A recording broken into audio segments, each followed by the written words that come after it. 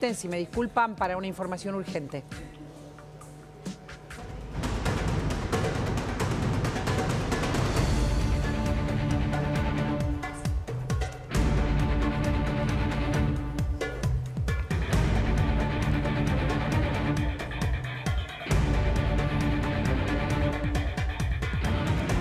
El juez de la Corte, García Mansilla, juez de la Corte, gracias a la decisión del presidente Milei por decreto y en comisión, renuncia a su cargo, presenta la renuncia, Claudio. Se acaba de presentar, acaba de conocerse el texto de la renuncia que, curiosamente, la renuncia la presenta no ante el presidente de la Corte, sino la presenta ante el presidente de la Nación y le dice que me dirijo a usted a fin de presentar la renuncia indeclinable al cargo de juez de la Corte Suprema de Justicia de la Nación para el que fue nombrado en comisión por el decreto 137 del 26 de febrero de 2025. Es una larga carta en la que expone los motivos y que todavía no hemos llegado a leerlo. Estamos leyéndola en estos momentos. Acaba de llegar sí, al aire y explica cuáles son las razones. Primero por las que aceptó el nombramiento a fin de completar la Corte y luego por las que renuncia. Así que las leeremos en estos minutos y podremos ampliar, pero es urgente, acaba de ocurrir y esta es una decisión que presentó, insisto, no ante el presidente de la Corte, sino ante el presidente de la Nación. Es importante, muy importante. Hay algo que estaba en el aire, ya casi nadie estaba apoyando que el juez García Mansilla siguiera de este modo en la Corte. Absolutamente nadie, desde distintos colegas hasta la misma Corte, sí, según tengo entendido. La mayor parte de los constitucionalistas, mayoría absoluta, le parecía que esto era una decisión que debía tomar, que era irregular, que ponía muy en riesgo la institucionalidad y la seguridad jurídica. Acá, en una de las cosas que acabo de ver que él dice es que, bueno, cuando él dijo que él no hubiera asumido en 2015 en comisión, ahora hay diferencias, era una situación diferente. Trata de explicar por qué sí asumió y por qué ante el Senado él había dicho que no habría asumido en caso de que hubiera sido nombrado. Bueno, ese es uno de sus argumentos, es que él estaba hablando de otra situación. Ahora, lo cierto es que hoy se convierte en el juez de la Corte más efímero de la historia.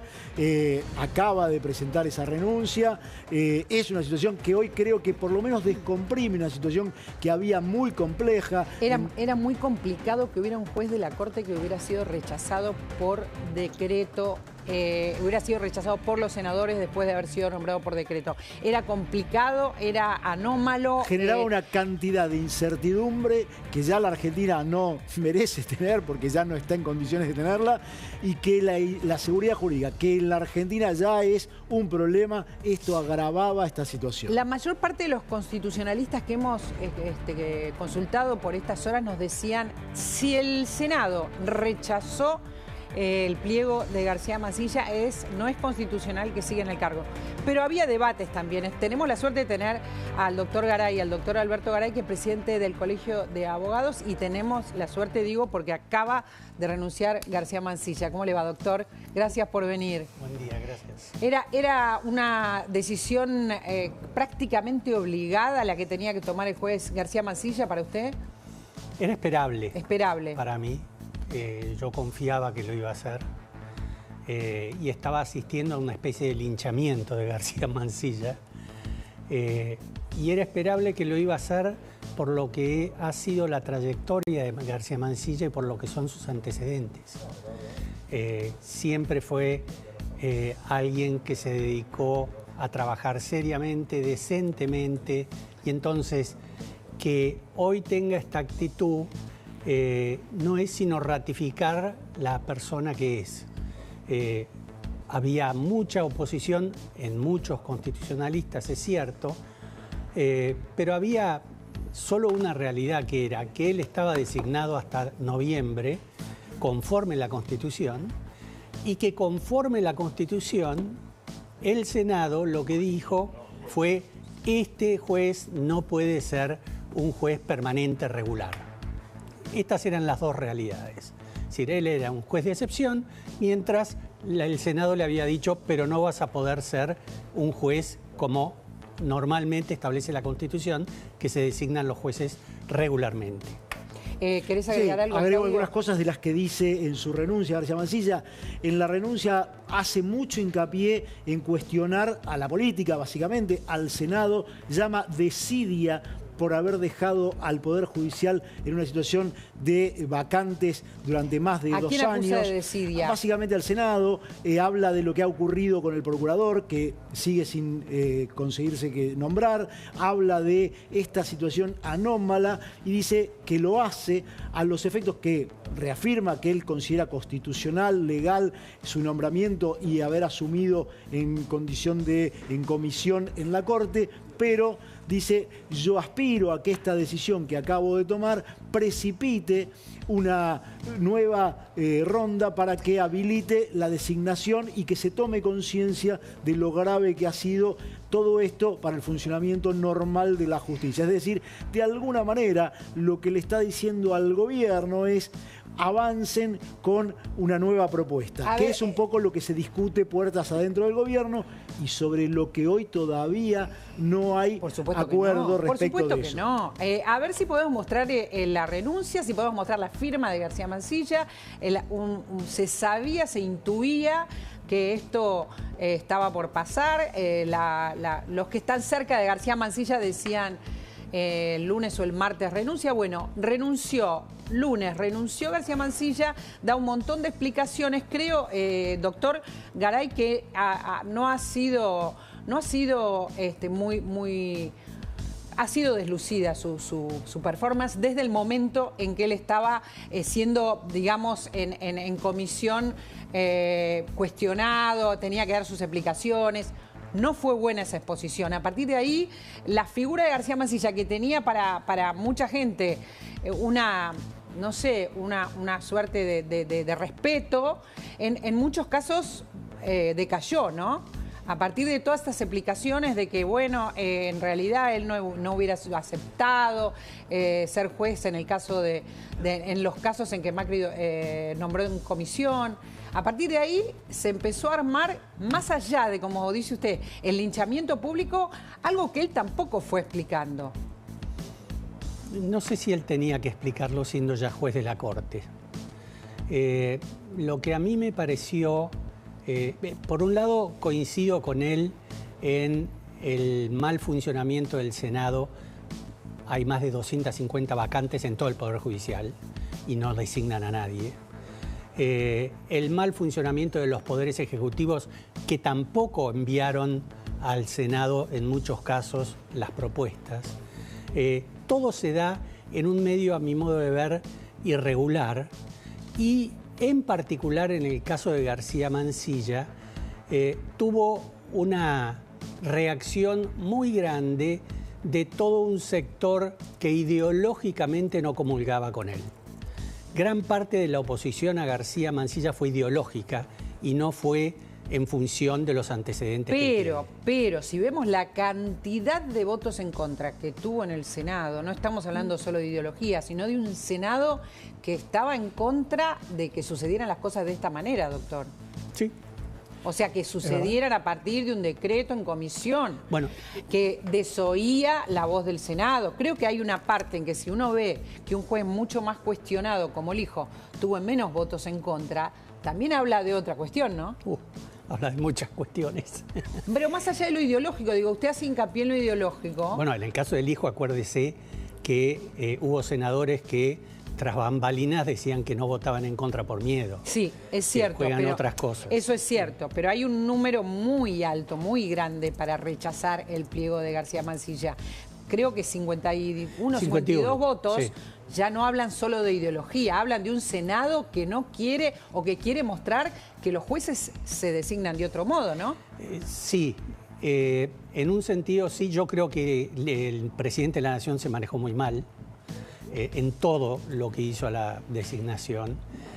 Creo, por ejemplo, que al menos uno de los dos debía ser una mujer, preferentemente el hijo, que ocupaba el lugar que había dejado una mujer. Me parece que quien provocó la mayor irritación en un sentido fue el presidente de la Nación. Y me parece que García Mansilla pagó el costo de la persona que lo había propuesto. Me parece también que no puede... ¿Por qué lo pagó García Mansilla y no lo pagó el hijo a su criterio? ¿Por qué es García Mansilla? ¿Se esperaba otra cosa de él? ¿Por qué paga el costo, según su criterio, de la mala decisión del presidente? Yo creo que el hijo representa a lo que el gobierno llama la casta. El hijo es la casta. Es la casta judicial, el hijo es Comodoro Pi. Y el funcionamiento irregular de Comodoro Pi, que se viene denunciando desde hace bastante más de una década, es el que lo sostuvo al hijo y es también el que generó en muchos senadores que dijeran off the record que tenían miedo de si votaban en contra. Me parece también que esa imagen que se repitió mucho por televisión de García Mansilla diciendo no, yo no asumiría. Es Eso que lo también, dijo 3 veces también, doctor. Eso también... Lo dijo, lo confirmó y lo reconfirmó. Eso jugó en la convicción, me parece a mí, de muchos senadores, de que no les gustaba esa marcha atrás, digamos. Claro, yo creo que lo que más pesó, humildemente, es una opinión muy humilde, pero creo que lo que más pesó es que el Senado, que ya varias veces se sintió ninguneado, dijo... a ver, la Constitución dice que somos nosotros los que tomamos la decisión con el presidente, ¿no? Sin duda, ese fue el hecho, fue como tomado como una provocación y además como un hecho de una anomalía que implicaba que cuando faltaban 72 horas para que comenzaran las sesiones ordinarias, claro, es decir, que el receso, que además fue un receso de una ventana de 72 horas, porque había estado en sesiones extraordinarias el Senado y todo el Congreso, estuviera el presidente esperando esa ventana mínima de oportunidad para hacer algo que estaba al límite de todas las consideraciones de la mayoría de los juristas. Por lo tanto, esto fue visto como una forma de, por un lado, bypassear al Congreso, claramente, bypassear una atribución... Sortear, eludir, evadir, gambetear al Congreso, al Senado en particular, en una atribución que le confiere la Constitución, que es excluyente en un proceso que es complejo, que es que el gobierno, el presidente propone, el Poder Ejecutivo propone, pero el que da acuerdo, así lo considera la Constitución, es el Senado. Y acá aparece otro tema que aparece en la consideración de la renuncia de García Mansilla, que él lo que dice es: aspiro a un poder judicial independiente. Bueno, claramente lo que se ponía en cuestión con la asunción de alguien por decreto y en comisión es que esa independencia iba a estar más afectada porque estaba a tiro de que el presidente después, a fin del proceso de periodo de sesiones legislativas, lo removiera, es decir, o no lo sostuviera. Sí. Por lo tanto, quedaba en una situación absolutamente anómala, más allá de las consideraciones que casi todo el mundo tiene sobre García Mansilla, que, como dice el doctor Garay, en general responden a alguien que tiene una consideración de ser una persona honorable y con todos los atributos técnicos y de idoneidad que requiere un magistrado para estar en la Corte. Entonces, estamos hablando de un juez que en la conversación esta que estamos viendo que tuvo con el gobierno en comisión para definir si aceptaban el pliego. Cuando fue nombrado en comisión por el presidente en una ventana técnica, pero forzando la norma, forzando la Constitución. Y en el después, donde queda como juez del presidente, simplemente del nombramiento del presidente, pero rechazado por el Senado, en las 3 instancias, antes, durante y después, estaba offside, estaba mal parado, ¿no? O sea, no hay nada que lo sostuviera. Y políticamente no. Políticamente no, porque además el gobierno políticamente es muy débil. ¿El gobierno políticamente es muy débil, el gobierno actual? Sí, claro, en el Senado prácticamente no existen. Entonces, ser propuesto por un presidente políticamente muy débil, inevitablemente arrastra la debilidad de ese presidente. ¿Qué tiene que hacer el presidente entonces ahora, de ahora en más, doctor, cuando... bueno, en algún momento quiera que esta Corte se amplíe, ¿no? Porque queda con 3 miembros. Tiene que hacer política mucha política. Y tiene que proponer gente honorable y con preparación seria para el trabajo que les espera. Tiene que preocuparse en buscar mujeres, que lo estaba haciendo el ministro de Justicia en su momento, y tiene que tener claro el presidente y el Senado que están manoseando desde hace años al Poder Judicial y a la Corte en particular. Hay algo muy importante en economía como en derecho, que es la confianza. El mejor plan económico fracasa y los mejores tribunales pueden fracasar si no existe confianza. Todos tenemos que trabajar para generar confianza y como lo puede hacer un presidente y el Senado, es designando en las Cortes gente honorable, capacitada y que esté a la altura del trabajo que va a tener. Y además hay digamos, juristas que están a la altura, juristas mujeres, digo, ¿no? Porque debieran ser de 5, 2 debieran ser mujeres, por lo menos. Sí. Sí, si estamos hablando de lo que corresponde, más allá no hay ninguna, no había ninguna tampoco en los ánimos del presidente, ¿no? No, que yo sepa no. O sea que lo primero que tiene que hacer el presidente es pensar en mujeres para la Corte. Sí. Se habla en estas horas de que una decisión que podría tomar el gobierno es, de acuerdo a algunas pretensiones, sobre todo de la oposición, que hoy es la que tiene la llave para aprobar y dar acuerdo a un juez de la Corte, que podría entrar en la negociación la ampliación de la Corte. Es decir, no solo cubrir estas 2 vacantes, sino ampliarla, llevarla a 7 o 9 miembros. ¿Cuál es su posición respecto de esto? Porque abriría otro escenario en este problema que se ha abierto. Depende, a mi modo de ver, que se decida la ampliación de la Corte de cómo esté funcionando la política. Si la política está decidida a hacer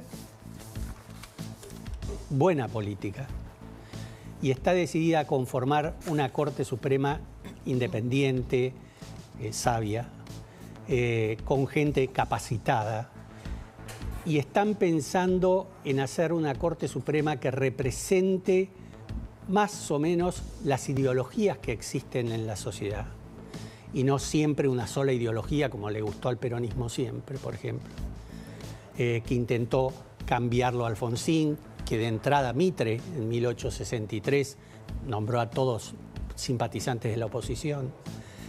Si están en condiciones de trabajar así, que la amplíen a 7 o a 9 va a ser extraordinario. Pero sería si no, un viraje gigantesco. sería un viraje gigantesco del gobierno que no le gusta hacer política, digamos, no le parece que haya que hacerlo, que no le parece que haya que consensuar. Lo que usted está diciendo es consensuemos y representemos a las fuerzas políticas.